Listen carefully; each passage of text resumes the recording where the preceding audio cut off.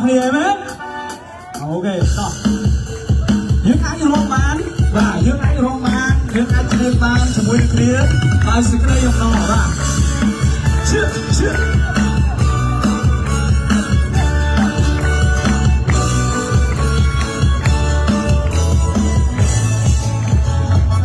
So sadly, những giải chiến so xa đó cái chung chi bèn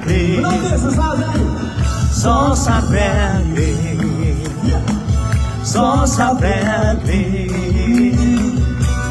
những giải chiến so xa đó cái chung chi bèn ông xa xóm nở tu ca so xa bìa từ đây gió lòng tung gai sân stê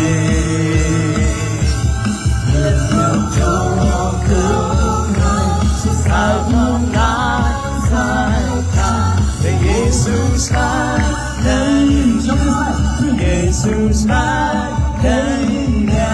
Jesus ngài đây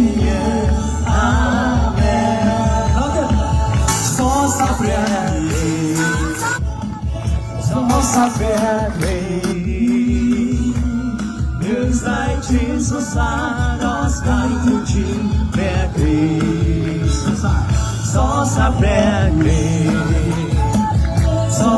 về Christ những giải chiến so xa đó sky tu chi về Christ ông xa xóm theo tu ca so xa vì điều đây